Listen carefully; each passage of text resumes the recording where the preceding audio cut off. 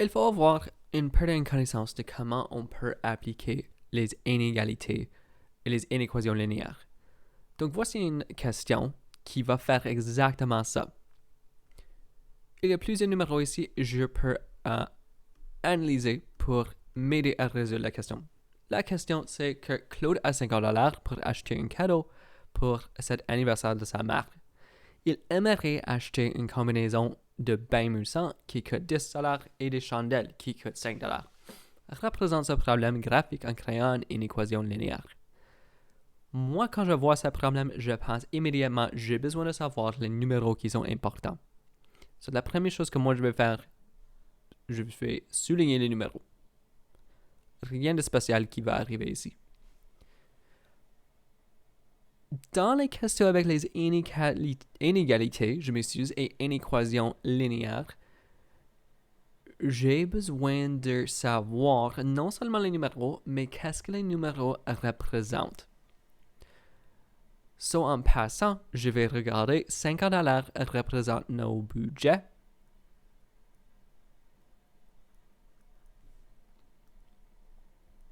Et les deux autres numéros représentent les bains moussants et les chandelles. Le prix des deux. Ça c'est le prix d'un bain moussant.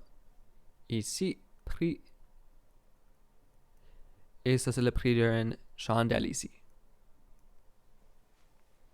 Ce que je vais faire maintenant, je sais que j'ai un budget de $50. Ça veut dire que je ne peux pas aller plus loin que $50. 50, c'est le maximum absolu que je peux dépenser. Je peux dépenser moins que ça, mais ça a besoin d'être maximum 50. Un peu de rough work ici. Ça prend pas trop longtemps de voir qu'on peut acheter, donc, parce qu'on a besoin d'avoir une combinaison, on peut acheter 4 bains moussants avec 2 chandelles.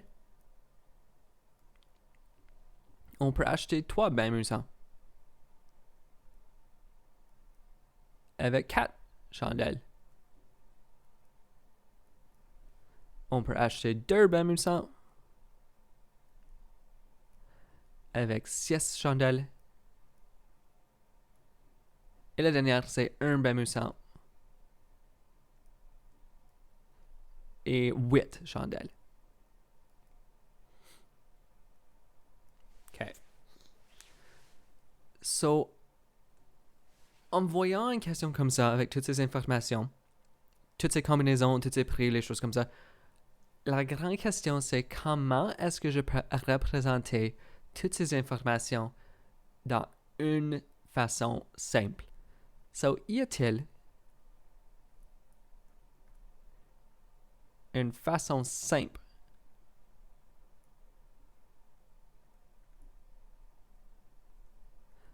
de représenter ces informations? Représenter ces informations. La réponse, bien sûr, c'est oui. C'est la première chose que moi je vais faire, et c'est difficile de diviser cette partie en étapes. Je vais essayer la mieux d'expliquer chacune des parties. Ce serait mieux de revoir la vidéo juste plusieurs fois, juste pour savoir d'où vient le numéro. La première chose que je vais faire, c'est que je vais écrire le numéro 50. C'est nos budgets. Important. Je sais que je peux toucher mon budget et je peux être plus bas que mon budget, mais je ne peux pas aller plus loin que mon budget. 50, c'est où je vais commencer. Puis le bain moussant coûte $10. Bain moussant, je vais écrire M pour bain moussant. Et les chandelles sont $5 chacun. Je vais écrire plus entre les deux, parce que je sais que j'ai besoin d'avoir une combinaison des deux. Et je sais aussi que mon budget, c'est le maximum. Toutes ces choses sur la gauche a besoin d'être plus petit ou égal à le numéro 50. Je vais souligner quelques valeurs tout simplement pour nous aider avec les questions et d'où viennent les numéros. Donc C, c'est C, M, c'est bien 100, 5, 5, 10, 10, puis ça continue. Ça, c'est tout dans la question, ces informations.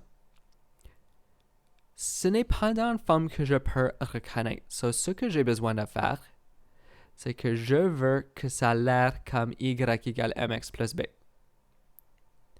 J'aime ça, je peux travailler avec ça, c'est pas mal facile. So, j'ai besoin de transformer cette inégalité pour que ça a l'air beaucoup plus semblable à ce qu'on a vu par le passé. Donc, pour commencer, je vais toujours recréer mon inégalité.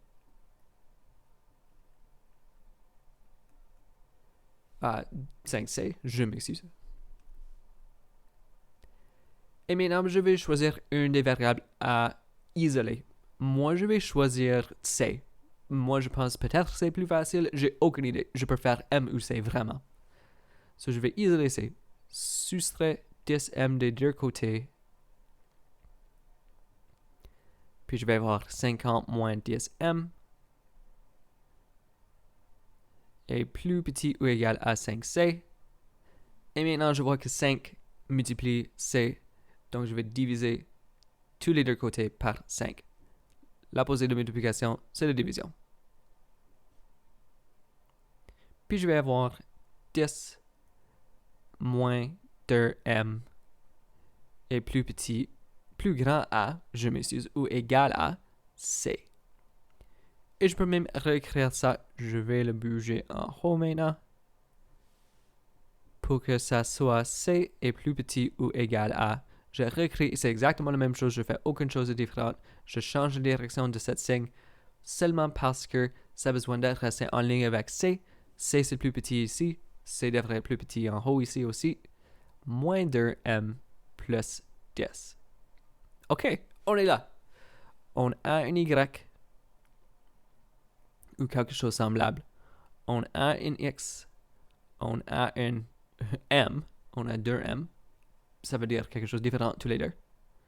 Et on a un B. So, on a Y égale MX plus B now. So, ce que je vais faire, je vais commencer avec mon B. J'augmente ici verticalement. Ça serait C ici. Ça serait M ici. Et je vais monter par 10. Parce que la valeur de B indique à moi où je croise l'axe des Y. Dans ce cas, l'axe des C. So, 1, 2, 3, 4, 5, 6, 7, 8, 9, 10. Puis, je vais créer la pente. So, la pente ici, mon rise over run, souvient, est égal à négatif 2 divisé par 1. Donc, ça veut dire que je diminue par 2 et je continue en avant par 1 chaque fois que j'ai un point sur mon graphique. So, si je commence à 0,10, je descends par 2, je continue par 1, et voici le prochain point. Et puis, je vais écrire ça pour tous les prochains quelques points. Je devrais avoir une ligne comme ça. La dernière chose, le dernier détail, on sait qu'on peut toucher la ligne parce que le signe est plus petit ou égal à. So, je peux toucher la ligne. Donc, ça serait une ligne solide. N'est pas pointillé. Et je vais essayer mon mieux de dessiner le graphique comme il faut. Voici. OK, voici la ligne. Voici l'inégalité en forme de graphique. La prochaine chose que j'ai besoin de faire, c'est de trouver où se trouve l'espace de solution. Donc, moi, je vais choisir une couleur. C'est bleu ici. Moi, je sais que j'ai besoin d'avoir un C et j'ai besoin de toucher seulement les C qui sont plus petits ou égaux à la ligne. So, le C représente aussi l'espace. Et cette partie ici représente la ligne. C'est la ligne sur le graphique. Je vais ombrer la partie en bas de cette ligne. En dessous de cette ligne. Qui devrait avoir l'air comme ça. Comment est-ce que je sais ça? Moi, je sais parce que la signe, toi, tu peux essayer à vérifier un point. Ça, c'est la troisième chose qu'on va faire. Moi, je sais déjà, c'est dans l'espace bleu, mais peut-être tu ne sais pas, il faut vérifier. So, choisis un point à vérifier. Moi, je vais choisir 1-1 parce que ça a l'air comme un espace assez simple. 1-1, c'est les numéros qui sont plus petits. J'aime ça. So, vérifie le point ou vérifie un point sur dans l'espace que tu penses est vrai. So, vérifie le point 1-1. Donc, comment est-ce que je peux faire ça? 1 c'est plus petit ou égal à négatif 2 fois 1 plus 10. Qui devient donc 1 plus petit ou égal à négatif 2 plus 10 ou 1 plus petit ou égal à 8. C'est vrai, 1 c'est plus petit que 8, donc c'est vrai.